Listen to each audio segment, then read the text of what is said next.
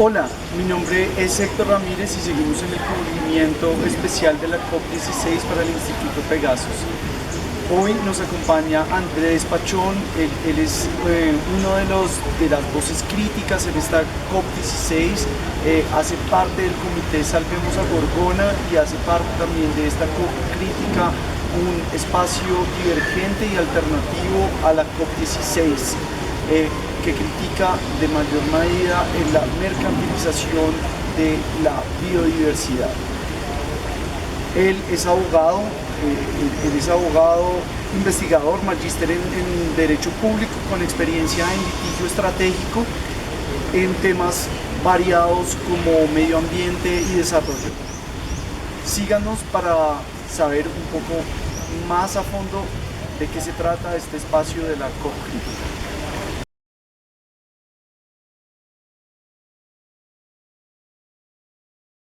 Es muy importante que la sociedad civil tenga espacios autónomos e independientes.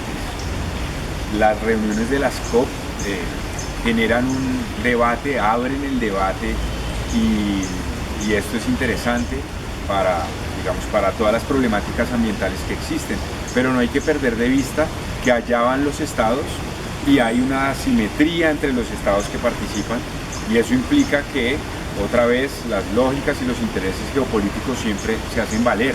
Entonces por eso es importante no solo esos espacios entre los estados, sino que haya un fuerte movimiento ciudadano de sociedad civil, de organizaciones sociales, indígenas, ambientales, políticas, estudiantes, maestros de todo tipo, con el propósito de que la sociedad tenga un espacio autónomo e independiente en donde se puedan dar los debates incómodos, los debates que la diplomacia de esas reuniones impiden que puedan surgir. Entonces siempre deben existir espacios, cumbres ambientalistas, contracumbres, que hagan esa, digamos, mirada crítica de todo lo que se discute en esos espacios, que están influenciados también por los grandes lobbies que hacen tanto ONGs como las mismas corporaciones y transnacionales que tienen un poder económico, diplomático y de lobby muy fuerte y que hacen valer sus intereses en estos espacios. Por eso es fundamental que la sociedad civil siempre tenga espacios autónomos, independientemente del gobierno que esté, que no se alineen a la agenda exclusiva de un gobierno, sino que tengan una agenda alternativa propia, que responda a los intereses de las organizaciones, de la sociedad civil, de los activistas, de todo este sector civil y social.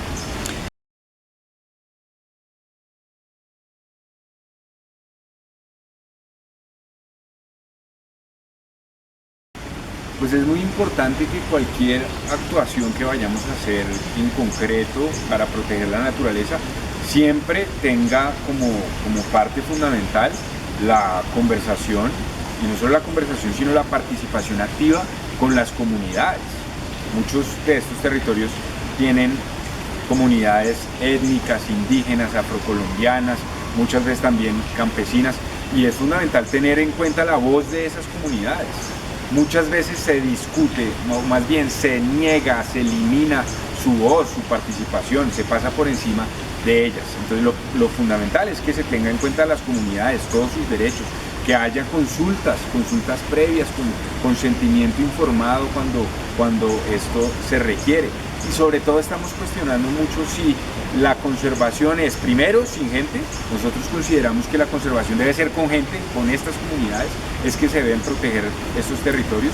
Y también debe ser, se pregunta, ¿será con militares? ¿Será solo una conservación con fuerzas armadas? ¿O debe ser fortaleciendo las organizaciones comunitarias? Y por eso hemos puesto en entredicho el logo de esta COP, el lema de esta COP, paz con naturaleza.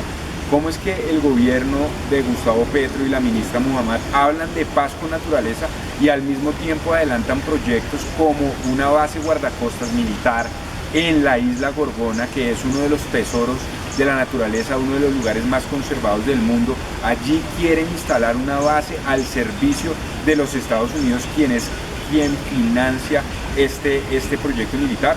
Entonces vemos que ahí hay una contradicción entre el discurso, hacer la paz con la naturaleza, y los hechos, que es por el contrario militarización, no solo en Gorgona, sino también en la Amazonía, en donde este gobierno que se presenta como ambientalista y de cambio está replicando y ha pedido y ha agitado la idea de que se arme una OTAN amazónica, una OTAN que es otra vez la militarización. Actualmente el gobierno estadounidense también financia una base transnacional de policía en plena Amazonía colombiana, en donde vamos a tener pues todo tipo de tecnología y de control territorial y de información de una zona muy importante. Entonces, ¿cómo vamos a conservar la Amazonía? Con la gente, con las autoridades indígenas y afrocolombianas, con los habitantes tradicionales del territorio, o lo vamos a conservar es con militares y contratistas norteamericanos, con los helicópteros que ellos están aportando, con toda su tecnología, siempre al su servicio, al servicio de los intereses de esta gran potencia que ha manifestado por todos los medios que tiene intereses directos en el bioma amazónico. Entonces, ¿cómo es que vamos a conservar la Amazonía? Y por eso estamos haciéndonos esa pregunta. Claro que paz, pero la paz es con fuerzas militares extranjeras, es poniéndonos al servicio de la geopolítica de las potencias que solo están buscando cómo garantizar y satisfacer sus intereses.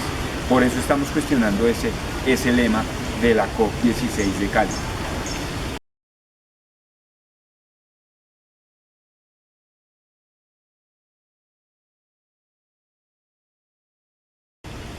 Bueno, desde la COP crítica, diferentes organizaciones, la academia, las organizaciones territoriales, diferentes grupos, hemos visto de manera crítica el papel que han desempeñado las COP durante estos 32 años de existencia.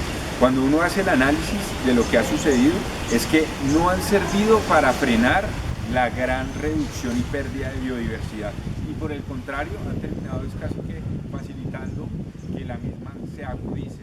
Entonces eso lo estamos poniendo en duda. ¿Será que los mecanismos que se están tomando en estos encuentros y en estas convenciones son los adecuados para lograr el propósito? Porque si nos vamos a los números y a la realidad, hasta el momento no lo han hecho, y por el contrario han profundizado las lógicas mercantiles y financieras sobre la naturaleza. La biopiratería se volvió la regla, y acá las grandes transnacionales y las potencias del norte global se han venido beneficiando y usan nuestra inmensa biodiversidad como insumo para sus grandes industrias farmacéuticas, cosméticas, agroalimentarias.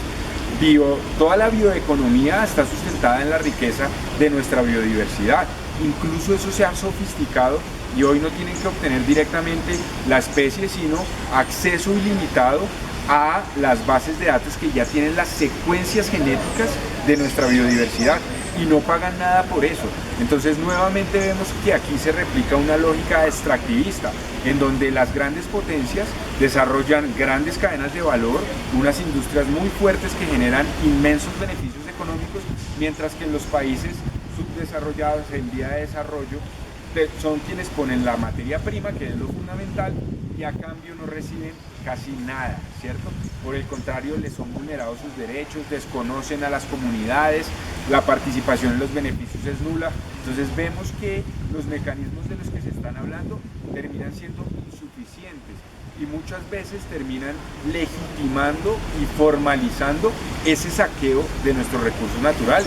Estados Unidos, por ejemplo, no ha firmado el convenio de biodiversidad, la convención de biodiversidad no ha sido suscrita por Estados Unidos, y en cambio ellos siguen avanzando en su estrategia de patentar toda esa biodiversidad. Tienen el 50% de todas esas patentes, y a través de estas figuras se han tratado o han logrado como la apropiación de nuestra biodiversidad. Entonces, ¿dónde está el equilibrio en estos asuntos? ¿Dónde está que esa riqueza beneficie a nuestros países y territorios?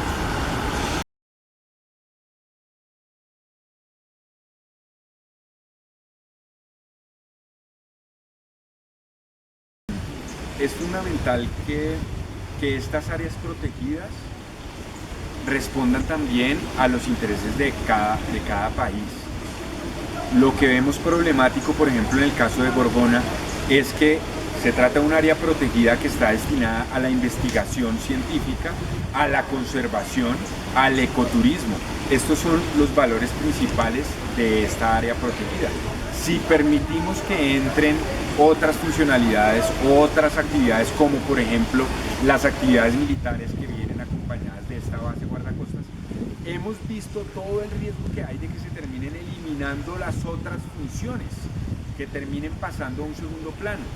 Entonces, si queremos conservar zonas importantes del territorio, eso debe ser para la conservación, pero la conservación debe ser con gente. Entonces esto implica también que haya ecoturismo, que haya investigación científica para que se pueda desarrollar todo esto que hemos hablado de la bioeconomía y la biotecnología, y que de esta manera todo esté atado es al bienestar de las poblaciones y del país.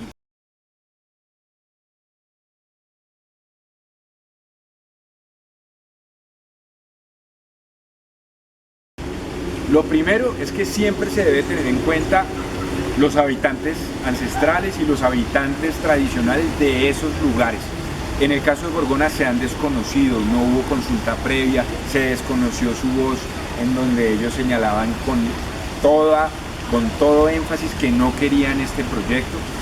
Entonces es fundamental que ellos participen activamente. Lo segundo es reiterar, la conservación es con gente, no es el modelo norteamericano en donde queremos conservar un área, entonces todo el mundo se me va de acá. No, de ellos son los principales guardianes de estos territorios, guardianes de estos tesoros naturales y de nuestro patrimonio natural. Lo tercero es que debe hacerse siempre en condiciones de soberanía. Muchas veces se termina gestionando estos lugares estratégicos, estos ecosistemas estratégicos, pero como termina diciendo la cooperación internacional o las grandes transnacionales. Y esto no debe ser así, debe ser atendiendo el interés nacional, el interés de los pueblos y de las comunidades, y el interés de estos países, y el interés de la región en donde están ubicados. Y lo cuarto es que debe ser súper claro que no todos los países tenemos iguales responsabilidades. Entonces no nos pueden obligar a tomar las mismas medidas a quienes no hemos participado activamente en la contaminación del mundo. Las grandes potencias son quienes han contaminado y ahora quieren que nosotros respondamos por esa gran contaminación. Eso es absolutamente inequitativo. Acá debemos tener responsabilidades diferenciadas y eso implica acciones diferenciadas. Entonces, estas grandes potencias deben tener compromisos reales, pero debemos nosotros también gestionar este territorio conforme a nuestros intereses. Entonces, eso hace parte de los elementos básicos y por eso desde la COP Crítica también hemos llamado a todo el mundo a que vengamos y discutamos cuáles son las alternativas. Debe haber producción, pero la producción muchas veces se debe tener en cuenta la producción agroecológica, también se deben tener en cuenta otras maneras de producción, otras maneras de distribución como los mercados campesinos, pero también todas las distintas formas de producción que incluyen a los productores agrícolas de diferentes niveles. Esto para garantizar la soberanía alimentaria de nuestros pueblos, la garantía de las semillas. Entonces entran una serie de temas que son fundamentales. La transición energética que debemos adelantar, pues no debe replicar la lógica de saqueo que ha imperado en el carbón, en los hidrocarburos.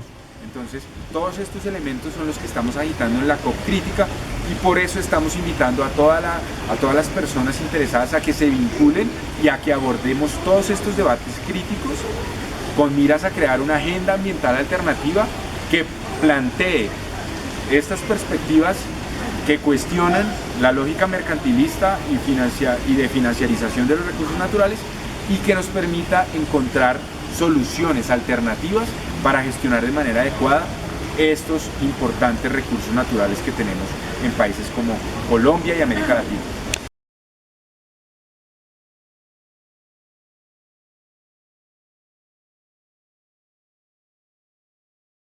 Bueno, sin duda, si las comunidades no son desplazadas y son parte de los beneficios, estamos generando las condiciones para que haya un desarrollo pacífico de sus realidades. De lo contrario, lo que estamos es gestando mayor conflictividad.